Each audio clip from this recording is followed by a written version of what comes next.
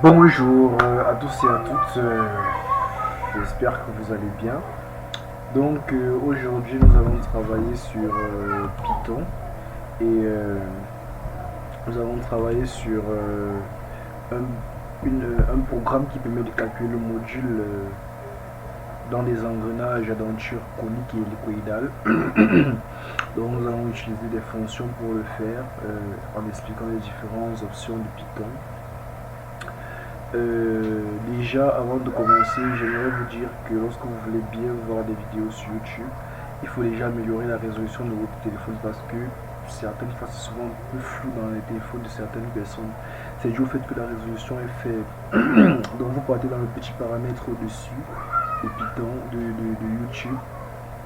Vous allez voir une sorte d'engrenage, vous cliquez dessus, vous allez voir résolution, donc qualité moyenne, ainsi de suite. Vous cliquez sur bonne qualité, vous allez voir, il y aura les différentes qualités qui vont s'afficher, le 420, 480, 720p et tout. Vous cliquez sur 720 ou sur 480, déjà c'est mieux que les autres. Donc avec ça vous aurez une vidéo plus claire et une compréhension plus propre du code. Donc nous allons aller progressivement et terminer le code. Donc c'est ça que je voulais ajouter avant que nous commencions. Le programme que nous allons écrire n'est pas facultatif ou n'a été tiré de rien. En fait, c'est un programme qui vient d'un problème précis que nous avons rencontré quelque part dans une entreprise du coin. Oh, alors je ne peux pas dire entreprise, je peux dire dans un atelier du coin où les ouvriers sont des personnes un peu qui n'ont pas trop poussé, qui ont une très forte compétence dans la fabrication mécanique, mais les calculs c'est pas trop leur fort. Certes, il est facile, mais quand on parle de cosinus sinus, c'est pas très approprié pour certaines personnes. Donc déjà nous avons donc écrit ce programme ou alors ce bout de code pour permettre de calculer le module de manière simple et efficace en introduisant simplement les différents paramètres nécessaires au calcul. Donc il peut se faire dans notre téléphone, le calcul peut se faire dans notre smartphone ou dans notre ordi portable. Donc ça va dépendre maintenant de l'utilisateur. Mais c'est très nécessaire pour ce genre de situation où on risque d'avoir diverses erreurs dans le calcul. Peu importe on utilise une calculatrice ou non. Or avec ceci, on pourra simplement introduire les différents paramètres nécessaires au calcul du module et avoir une valeur exacte du module. Donc on sait comment ça se passe après, on compare à la valeur normalisée et puis et tout. Donc ici nous allons donc passer à l'écriture du code. Nous allons commencer par définir une fonction que nous allons appeler calcul module. Python déteste les espaces, donc on va mettre un trait d'union, un trait de 8. Calcul module. Ouais. Nous allons insérer les différents paramètres. A qui va représenter l'anthrax, bêta qui va représenter l'angle d'inclinaison, Z1 pour le nombre de dents du premier pignon et Z2 pour le nombre de dents du second pignon. Et à chaque fois qu'on définit une fonction, n'oubliez pas, on met un point à la fin. D'accord. Ensuite, nous allons définir le paramètre module à laquelle on va affecter la valeur, donc la formule, la valeur donc la formule qui est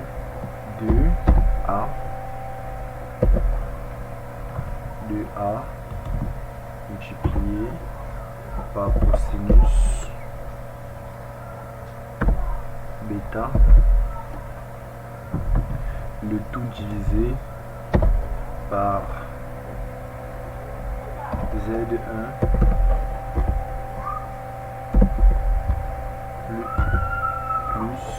plus Z2.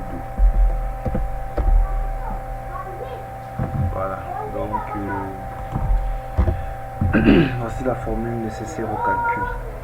Et maintenant nous allons attribuer cette valeur à notre fonction en utilisant le paramètre la fonction return. Return module. Ça va attribuer la fonction, ça va attribuer le paramètre module à notre fonction si, calcul module ici. Voilà. Donc on constate que cosinus est souligné. En fait, Python comprend cosinus comme COS et non comme cosinus. Donc en fait, si on continue avec ceci, on aura un message d'erreur parce qu'en fait, Python ne connaît pas COS. Quand nous on voit COS là et qu'il y a l'erreur en bas, ça veut dire que Python ne reconnaît pas COS. Et il demande c'est quoi en fait, ça c'est une erreur. Donc pour corriger cela, on va introduire une bibliothèque ou alors on va aller prendre dans la bibliothèque mathématique la valeur cosinus. Et pour cela, on va mettre from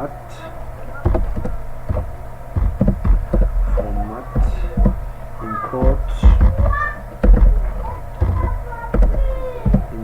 cos.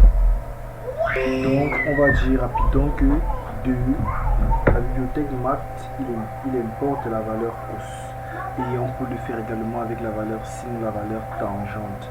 Donc là, Python, vous voyez, l'erreur a été supprimée au niveau du module. Ça n'affiche plus d'erreur parce que Python de là reconnaît déjà que COS là n'est pas COS, en fait c'est cos. Donc de la bibliothèque math, on importe la valeur cos pour que Python puisse reconnaître. C'est exactement la même chose pour sin ou pourtant donc tangente.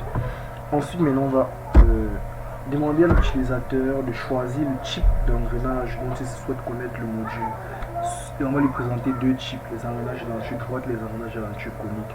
Pour afficher le message de l'utilisateur, on utilise la fonction print. Maintenant, ce qu'on met entre côtes, c'est la valeur qui sera lue par l'utilisateur. L'utilisateur ne va pas voir print ou alors il ne va pas voir tout ce qu'on a écrit au préalable. Il va voir ce qui sera entre côtes textuellement sans enlever un iota. Donc si j'écris choisir le type d'engrenage, choisir le type d'engrenage entre 1 et 2. C'est exactement ce message qui va s'afficher au niveau de l'utilisateur. Choisis le type d'engrenage entre 1 et 2. Donc c'est ce que l'utilisateur lui va lire. Et maintenant, on va également encore afficher un autre message qui va dire que 1 en fait est égal à l'engrenage à denture droite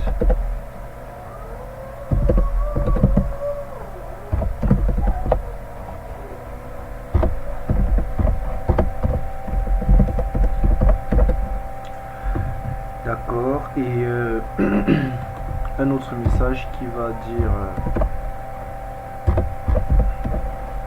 à l'utilisateur que 2 en fait. Bon, déjà quand vous écrivez dans des accolades, vous pouvez mettre des espaces comme vous voulez, c'est pas comme dans Python, parce que dans Python vous ne pouvez pas mettre des espaces comme vous voulez en fait, mais lorsqu'il y a déjà des accolades, vous pouvez faire tout ce que vous voulez à l'intérieur, sauf que tout ce que vous allez écrire dans les accolades, si vous mettez print, va s'afficher textuellement. Ça veut dire que si vous enlevez des espaces, il n'y aura pas d'espace. Si vous mettez des espaces, il y aura des espaces. Donc je peux mettre des espaces comme je veux, je peux écrire ce que je veux. Donc là, on va écrire engrenage à denture hélicoïdale.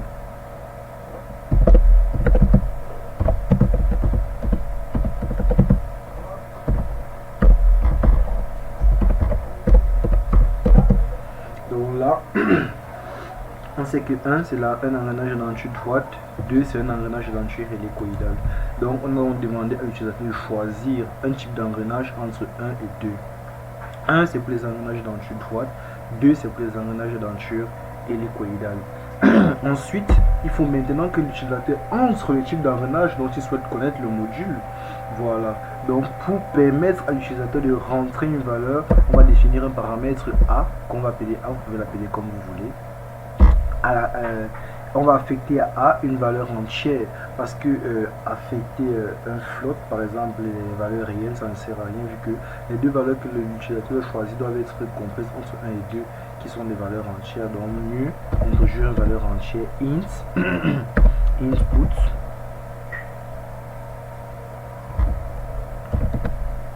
input. Donc ceci permet à l'utilisateur de rentrer une valeur. Normalement, la valeur que l'utilisateur va rentrer est aléatoire. Il rentre la valeur qu'il souhaite. Or, notre programme demande à l'utilisateur de choisir une valeur entre 1 et 2. Sauf qu'on ne sait pas à qui on a affaire. La personne peut décider de mettre 3, 4, on ne sait jamais.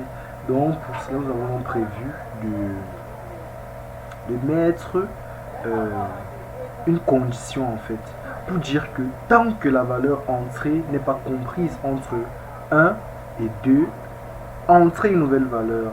Donc pour ça, nous allons utiliser une boucle while. C'est pas strictement nécessaire pour le calcul du module, juste que il faut qu'il lance une valeur comprise entre 1 et 2 pour pouvoir accéder au reste. Donc pour pouvoir calculer, soit c'est le calcul d'un engrenage du module d'un engrenage d'enchère droite ou du module d'un engrenage d'enchère hélicoïdale. Ceci stipule donc que s'il entre une valeur qui n'est pas comprise entre qui n'est pas 1 ou 2, en fait même pas comprise, qui n'est pas 1 ou 2, le programme doit lui renvoyer un message d'erreur en lui demandant d'entrer une nouvelle valeur entre 1 ou 2. Donc soit 1 soit 2 en fait. Donc on va donc utiliser une boucle, on va utiliser while pour dire que tant que la valeur entrée est comprise entre 1 et 2, sachant que la valeur entrée doit être un entier, effectuer telle chose. Donc on va donc utiliser while et dire à while que tant que A est inférieur à 1 ou c'est en anglais en fait, A est supérieur, je vais utiliser le clavier virtuel, mon clavier me fait un peu de caprice, supérieur à 1 à 2 pardon. Donc ceci veut dire que tant que 1 est compris entre 1 et 2, 1 inclut 2 inclut. C'est vrai que normalement en mathématiques comme inférieur ça veut dire intervalle ouvert, mais ici c'est intervalle fermé. 1 est inclus dans notre intervalle, donc 1 ou 2. On va donc effectuer les différentes conditions. Pour effectuer ce que la boucle demande, on va mettre des espaces. Parce que si vous mettez ça ici, ça ne va pas être compris dans la boucle. Donc vous devez décaler à l'intérieur pour que ça puisse être considéré comme dans la boucle while. Voilà. Si vous mettez ça de l'extérieur au même niveau que while, Python va comprendre ça comme une suite de code direct. Or, si vous mettez ça un peu à l'intérieur de while, il va comprendre que non, ce sont des instructions qui doivent entrer dans la boucle while. C'est pour ça qu'on laisse un peu d'espace et on va dire print, on va dire afficher. Donc nous allons afficher, s'il lance une valeur qui n'est pas comprise entre les deux là, on va afficher à l'utilisateur le nombre entré est incorrect. Le nombre entré est incorrect. Entrée, un nombre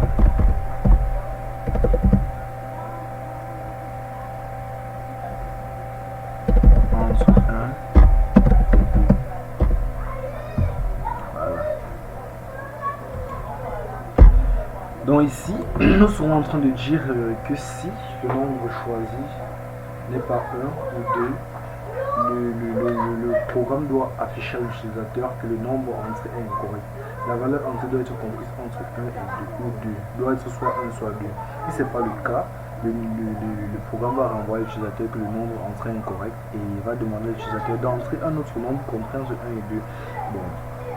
Et ensuite, on va lui laisser une autre chance en fait de rentrer un nouveau nombre. Donc, nous allons également utiliser le même paramètre que nous avons déjà, la même instruction pardon que nous avons déjà utilisé ici, la mettre ici pour dire à l'utilisateur de rentrer un nouveau nombre en fait. Voilà. Donc comme nous avons bien détaillé ici, pardon, à chaque fois qu'on définit une boucle, une fonction, n'oublions pas les deux points. Toujours, c'est pour ça que ça affiche, vous voyez, il y avait, voilà, pardon, vous voyez un message d'erreur ici. Ça souligne là.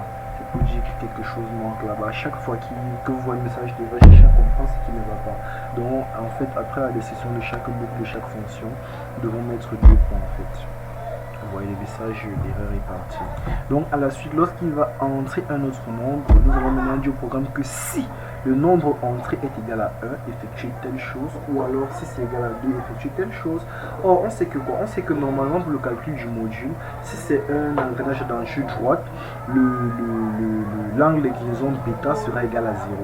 Or, cosinus de 0 égale à 1, donc on aura le module qui sera égal à 2a divisé par z1 plus z2, qui est la formule conventionnelle. Or, si le nombre entré est 2, c'est-à-dire engrenage à denture hélicoïdale, on aura un angle d'inclinaison qu'on va appeler bêta, et cet angle d'inclinaison nous permettra en fait de pouvoir calculer le module normalement. Oui, donc en utilisant le cosinus bêta. Voilà, donc ce que nous allons nous dire, c'est que si le nombre choisi est 1, donc nous allons utiliser la boucle if. Nous allons dire que if a est égal à 1, n'est-ce pas? Donc nous allons dire que if a est égal, égal en fait c'est 2 égalités. Si vous mettez une égalité, c'est une affectation. Donc on attribue à A telle valeur. Mais si vous mettez 2 égalités, c'est pour dire égal. Donc 2 égalités, c'est en fait égal. Et une égalité, c'est l'affectation. Voilà. Vous connaissez quand même en algorithmique la notion d'affectation. Voilà. Donc c'est une affectation. Mais ici, quand on met 2 égalités, c'est pour dire égal. Donc A est la valeur qui suit. Donc si A est égal à 1, n'oublions pas qu'on utilise une boucle, on met 2 pour la suite. Le message disparaît. Si vous voyez, ça part directement, ça laisse directement l'espace. En fait, si vous venez ici, ça va suivre la ligne de code. Or, pour savoir que vous êtes dans la boucle if, donc nous sommes dans la boucle while, et dans la boucle while, nous entrons dans une autre boucle que nous appelons if. Donc, on décale encore pour avoir, pour savoir, pour que le programme sache que nous sommes dans if maintenant. Et tout ça, nous sommes dans une grande boucle while. Donc maintenant, si A est égal à 1, bêta déjà, on va définir la valeur de bêta. On va fixer bêta égale à 0. Nous allons fixer la valeur de bêta égale à 0. Bêta. Ou alors on va simplement affecter à bêta la valeur 0.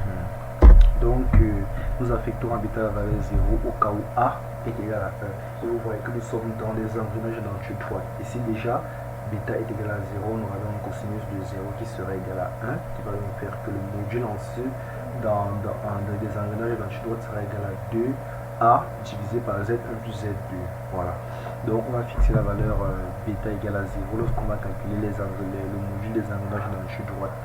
Ensuite, on va demander à l'utilisateur d'entrer la valeur de l'anthrax. Pour ça, on va dire petit a est égal int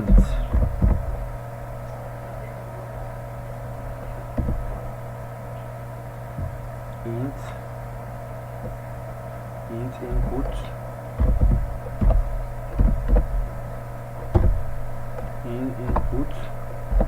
donc lorsqu'on met les accolades ça va demander à l'utilisateur, ça va afficher un message à l'utilisateur entrer la valeur de l'anthrax.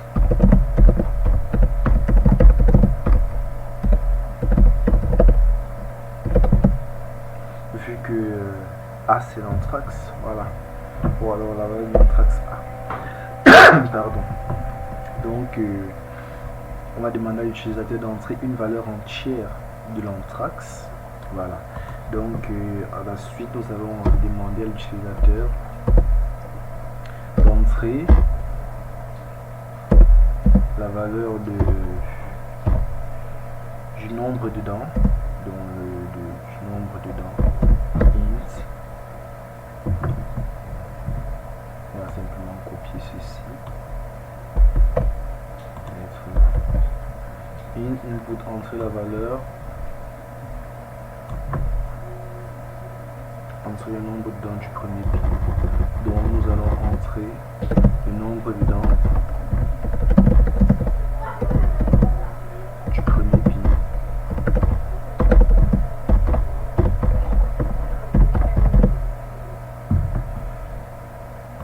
Donc Z1 à Z1, nous allons affecter la valeur entrée par l'utilisateur. Donc Z2 va recevoir la valeur entrée par l'utilisateur. Et cette valeur sera la valeur du premier, puis la valeur du nombre de dents du premier pignon, parce que nous avons demandé à l'utilisateur d'entrer le nombre de dents du premier pignon.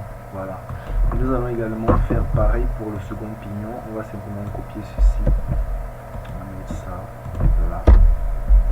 Donc on va juste remplacer par 2 pour la valeur du second pignon. Entrer le nombre de dents du second pignon. Voilà.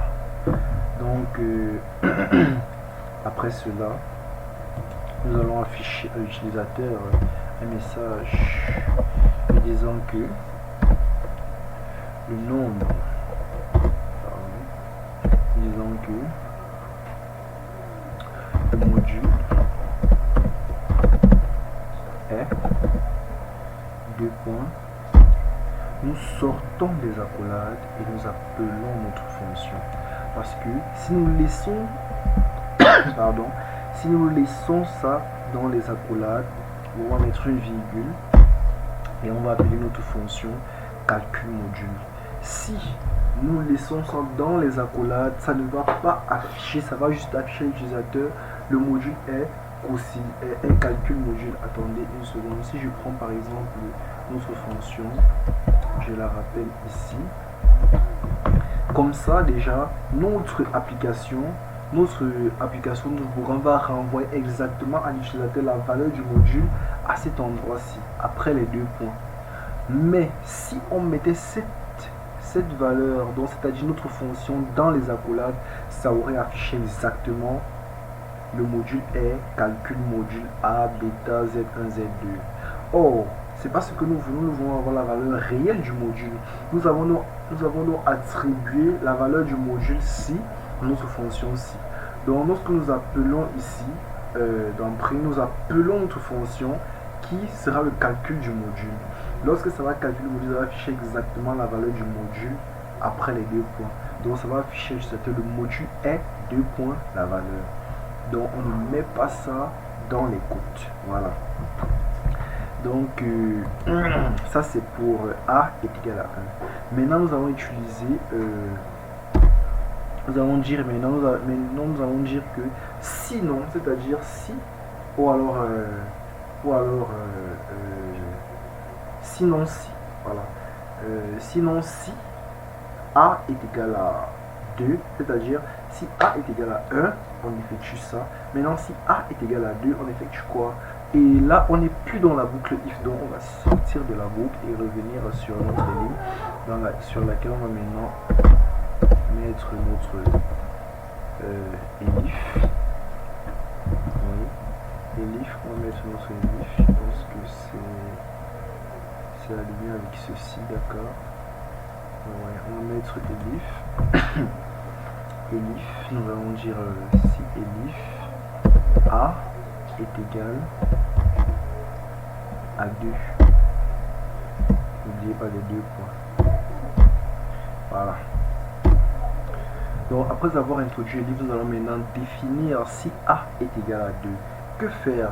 Nous allons exactement reprendre les différents paramètres que nous avons ici. N'oubliez pas de laisser de l'espace, parce que si vous ne laissez pas de l'espace, on sera toujours sur la ligne de code générale. Donc il faut décaler pour qu'on sache que nous sommes dans else if. D'accord.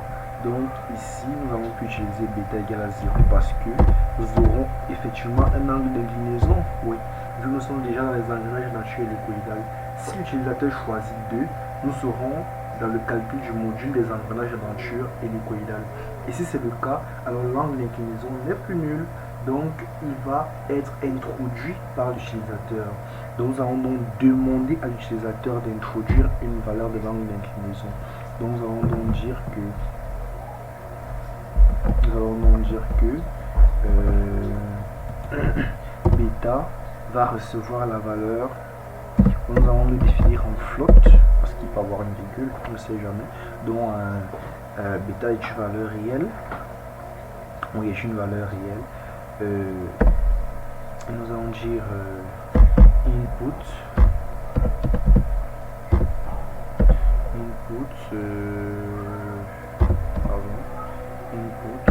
on va demander à l'utilisateur d'entrer la valeur de l'angle d'inclinaison. Entrer la valeur de l'angle d'inclinaison.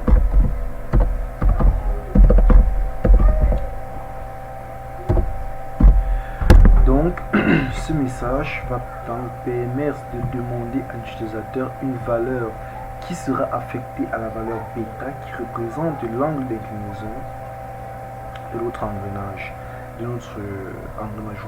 Donc, ici, nous allons donc mettre un float parce qu'on peut avoir une valeur réelle, elle ne sera pas toujours entière. On va nous demander à l'utilisateur d'entrer une valeur qui va représenter la valeur de l'angle d'inclinaison. Bon, on va dire entrer la valeur de l'angle d'inclinaison bêta, c'est mieux, c'est ça. Entrer la valeur de l'angle d'inclinaison bêta.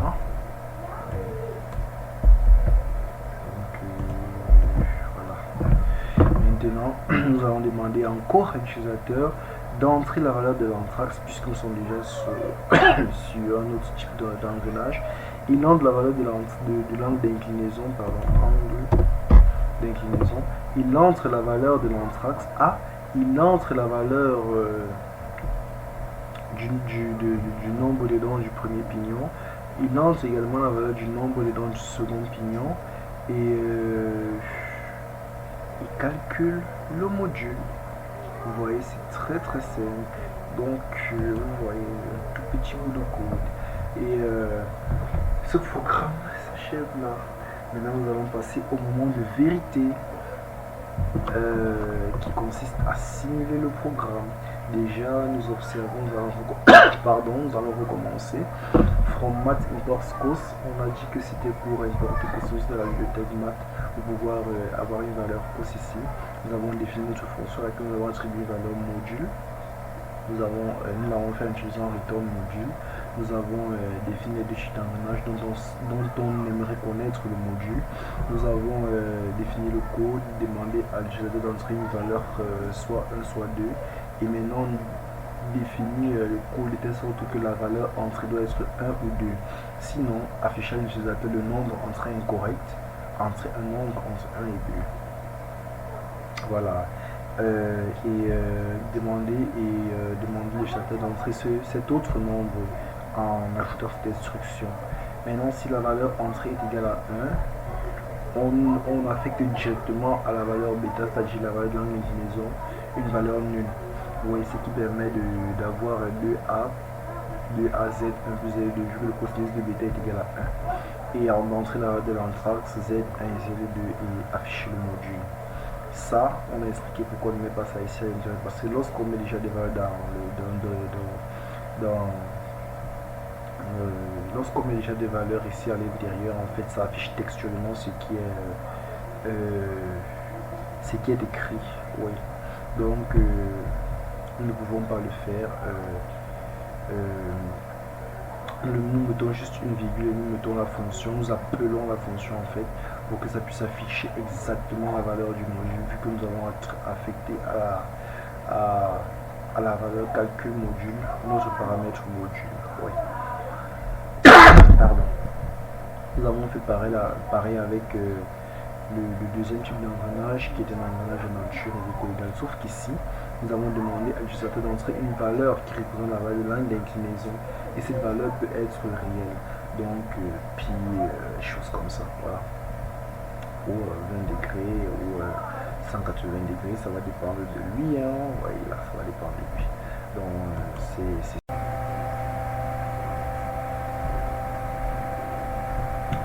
donc maintenant que nous avons donc compilé le programme, nous constatons bien que pardon, le programme écrit bien choisir le type d'engrenage entre 1 et 2 et on affiche 1 engrenage à denture droite, 2 engrenage à denture hélicoïdale. Donc je veux entrer délibérément un nombre quelconque qui n'est ni 1 ni 2 pour voir ce que le programme va dire, par exemple 6. on me dit le nombre entré est incorrect entre un nombre compris entre 1 et 2. Si j'entre peut-être 8, ça affiche la même chose. Donc autant de fois que je veux rentrer un nombre incorrect, ça va m'afficher ce message. Et ceci parce que nous avons défini une boucle while qui dit que si j'entre un nombre qui n'est pas 1 ou qui n'est pas 2, ça doit afficher le nombre entré est incorrect entre un nombre entre 1 et 2. Si c'est pour les inattentions, pour ne pas avoir à recommencer ou à répéter des erreurs, on va dire à l'utilisateur que non, le nombre que vous avez entré est incorrect, entrez un autre nombre entre 1 et 2. Donc l'utilisateur sera forcé de choisir soit les engrenages à denture droite, soit les engrenages à denture hélicoïdale. Donc maintenant, si nous revenons sur notre bout de course, notre compilation, par exemple, nous entrons peut-être 10. Le nombre entré incorrect entre un autre nombre entre 1 et 2. Si maintenant j'entre par exemple 1, si j'entre par exemple 1, on va me dire entrer la valeur de l'anthrax. Et en fait, lorsque nous avons écrit notre code, nous avons dit si la valeur est 1, A, entrer la valeur de l'anthrax, 2, entrer le nombre d'ondes du premier pignon, 3, entrer le nombre d'ondes du second pignon. Ce que notre programme va exactement faire. Et sachant déjà que la valeur de bêta est égale à 0, donc peu importe les circonstances, on ne demandera à aucun cas d'entrer la valeur de bêta parce que le programme connaît exactement quelle est la valeur de bêta. Donc si nous revenons, donc nous allons entrer la valeur de l'anthrax, nous allons par exemple mettre 350. Entre le nombre de noms du premier pignon, nous entrons par exemple 200. Entre la valeur du second pignon, on va entrer 450. Et ça nous calcule le module 1,07, notre module. C'est très simple et c'est facile et c'est la fin du programme. Maintenant nous pouvons recompiler pour voir de nouvelles fonctionnalités. Par exemple, si on recompile, nous sommes là, donc ça c'était pour a égale à 1. Maintenant si je clique 2, oh pardon, voilà, c'était exactement, c'est pour ce genre de cas. Par exemple, je voulais cliquer 2, j'ai cliqué 3 par erreur et ça affiche le nombre entré incorrect. Entrer un nombre entre 1 et 2, vous voyez, c'est un peu pour ça qu'on met ce type de boucle pour des erreurs d'inattention ou des erreurs de manip. Donc, en fait, je voulais entrer 2. Donc, si j'entre 2, entrer la valeur de l'angle d'inclinaison, comme on avait défini dans notre programme, la valeur de l'angle d'inclinaison est un float. On peut entrer avec virgule, sans virgule. Donc c'est un réel en fait. Donc ici on a la valeur de l'angle d'inclinaison parce que nous sommes dans des engrenages à denture hélicoïdale et il nous faut un angle d'inclinaison entré par l'utilisateur. Donc si j'entre la valeur de l'angle d'inclinaison par exemple de 20 degrés, ça me demande la valeur de l'anthrax A. Si j'entre la valeur de l'anthrax 350, ça me demande d'entrer la valeur du premier pignon, 300 par exemple. Ça me demande d'entrer la valeur du second pignon, on va mettre 200 ou alors 400. Et ça me calcule le module, et le module est de 0,4. Donc c'est un peu à ça que consiste notre programme. Et je vous remercie. À la prochaine.